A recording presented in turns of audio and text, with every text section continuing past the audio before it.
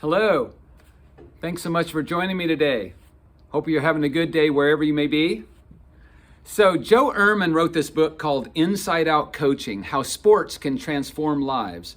And Joe has been known all around our country as an outstanding coach. And as a matter of fact, the Parade magazine said that Joe is the most important coach in America. And I think they say that because of some things that he writes here in this book about the priorities of those that are coaches in this world. But it also talks to us that are just overseeing people in any capacity. So one of the things that he talks about in this book that has kind of stuck with me is that he asks the questions, how are we building those entrusted to our care? Whether we're coaches, teachers, mentors, advisors, leaders in any capacity, how are we building those entrusted to our care? And he says that they're either being built for themselves or they're being built for others. He says there's one of those two options, being built for themselves or built for others. And so in this book, he recommends, I think you can probably guess it, that he recommends that we should be teaching them to be built for others. Well, as you know, that this is not necessarily a novel idea. This isn't unique. It's been around for a long time, this idea of living life for others, looking out for the welfare of others, putting ourselves in other people's shoes, learning to see what the needs are of others. And so where is the origin of this? Well, the origin is about 2,000 years ago in a collection of writings called the Holy Bible, the Holy Scriptures. And we know that in these scriptures, God speaks to us about what our priorities should be. First of all, to Him, that we need to love the Lord your God with all your heart, mind, soul, and strength. And then right after that, He says to love your neighbor as yourself. So Joe's right that we need to be built for others. God approves of such an idea, especially for coaches, teachers, parents, leaders, managers in any capacity, thinking about others, building them up.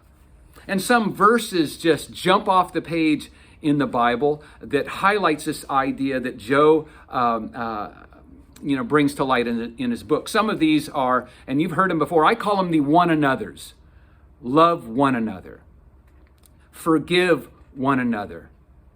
Pray for one another. Encourage one another. Be kind to one another. So it goes on and on, all kinds of one another's.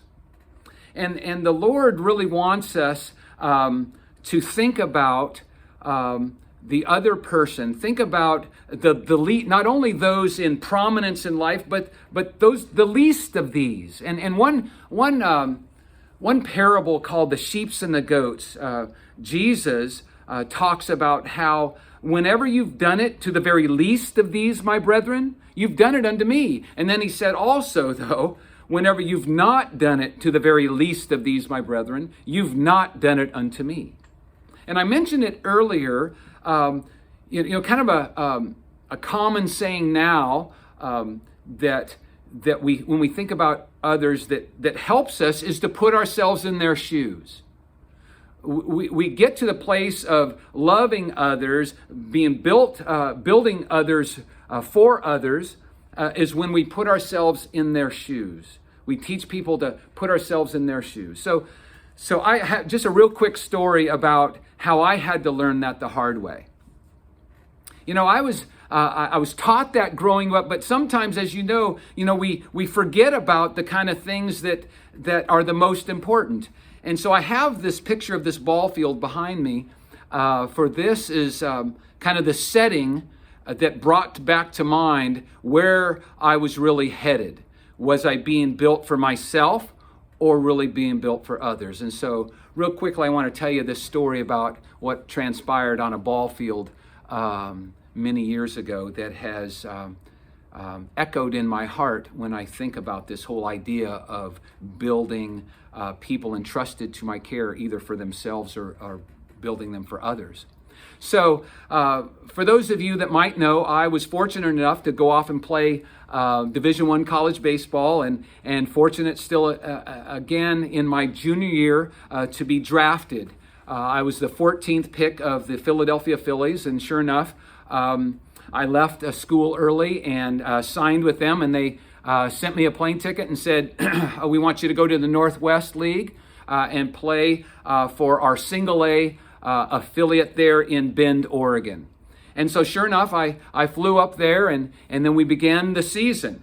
We began playing the Cincinnati Reds, who was over there in Eugene, Oregon, and the Oakland A's, which was over there in Medford, Oregon, and the Padres up in Spokane, Washington, and the Rangers that was in Tri-City, Washington as well. So, every day we played a game. One thing about baseball, it's not like football. You play once a week, and then you rest and get ready for that once a week again, or soccer a couple times a week, or basketball a couple times. Baseball is every day, and it's kind of a grind, and so you have to have your A game every day, but you long for the day off. And so I was longing, all of us were longing for a day off. And then we're also longing to see things through some different perspectives. Not just looking out at a ball field. We'd like to kind of look at a movie screen, or go out to a restaurant and look at a steak dinner or a barbecue. We're longing for that. But not just us players, those ticket takers that were there every day.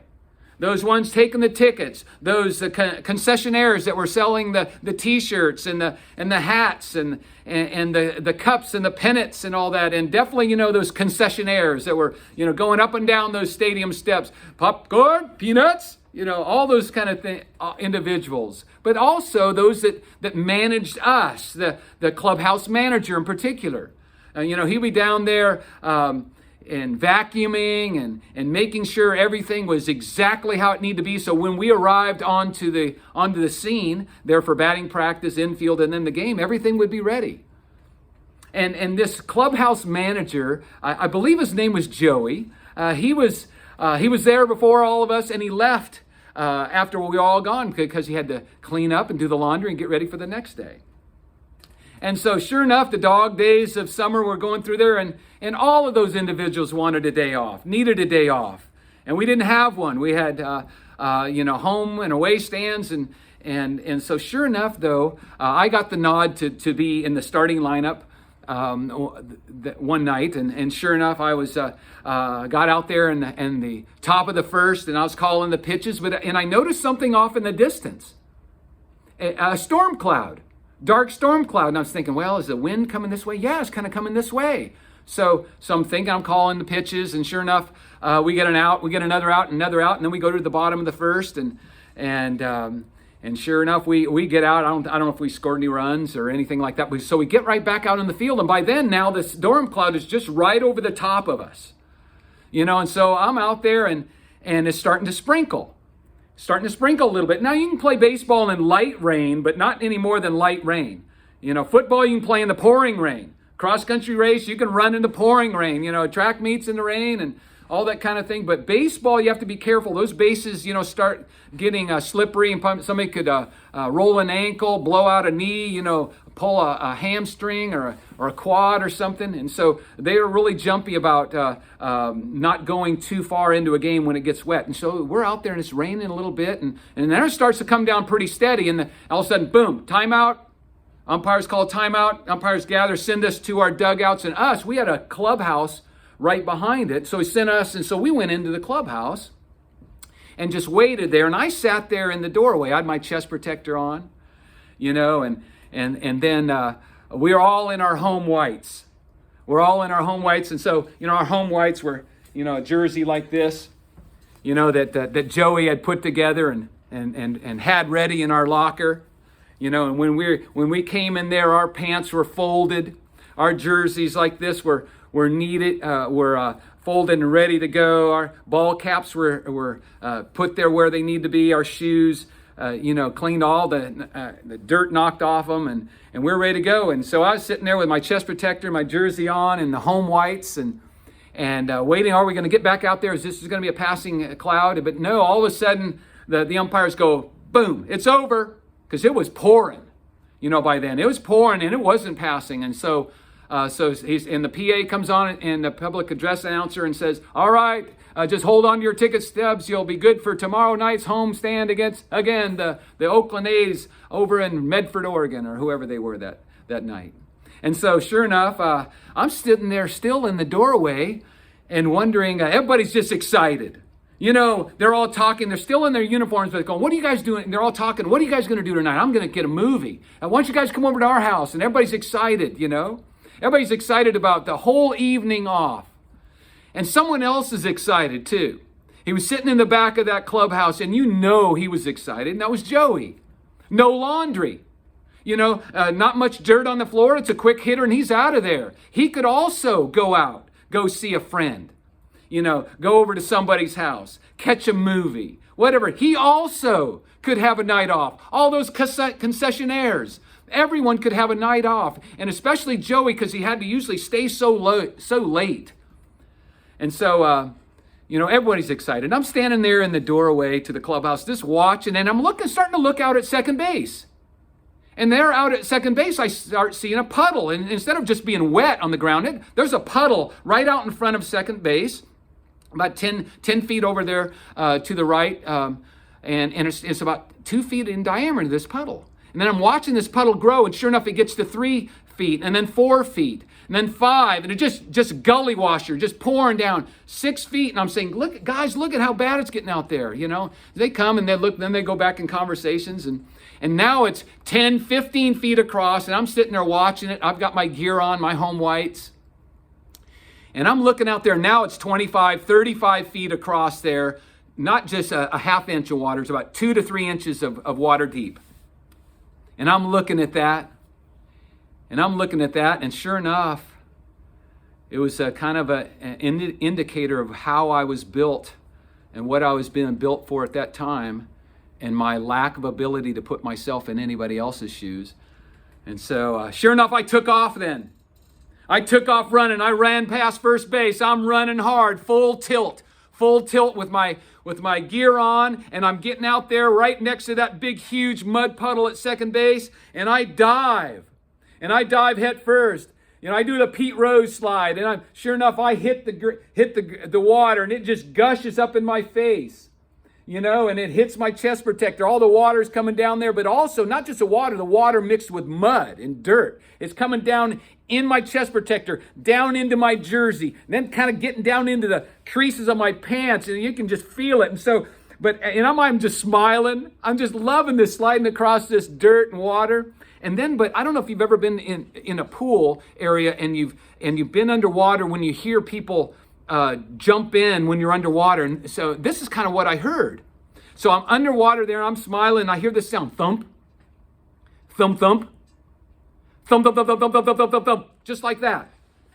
And I'm wondering, what is that? And I come up, and that thumping sound was the sound of all of my teammates that had followed me out of the dugout onto the field, and have also dove headfirst into this mud puddle. So we're diving in there, we're coming up there just soaking wet. The mud's down in their home whites too. They're standing up, they're coming up, giving me high fives. Hey, Floyd, that was fun. Man, that was a blast. What a great start to a day off, to our Rainout. So we start walking back to the clubhouse, and sure enough, we get to right at the door of the clubhouse. And everyone was so excited about the Rainout that we had. Everyone was so excited except one guy. Except one guy. One guy in the back of that clubhouse, as we unloaded our jerseys and threw them into a big pile in the middle of the room. As he looked down onto that pile, everyone was hooping and hollering and laughing and having a good time and getting ready to go out, except one guy that was probably looking on that pile and then looking up at me, looking on that pile and thinking, I could have had a day off just like everybody else. And then looking up at me. And I remember that was probably one of the last times I had eye contact with Joey for the rest of that summer. Because when I got in after that night, we went off and had our good times that night. But somebody, Joey, had to stay there late that night. Because not only the starters went in, not only the bench players went in, the bullpen went in. Everybody went in. Everybody soaked. And I led him out onto the field. And one guy didn't get to enjoy that night like the rest of us did because of one person that started it all, that didn't put himself in another person's shoes. He not only had to stay till 11, till midnight, he was into the wee hours just to get all of that washed and ready for us for our next day. So my challenge to you is this. It's obvious, isn't it? Put yourself in another person's shoes, as I didn't that day. I felt like I gained a lot of praise and a lot of good time memories, but whatever gains I had that day, I lost in not having a friend that I could have had.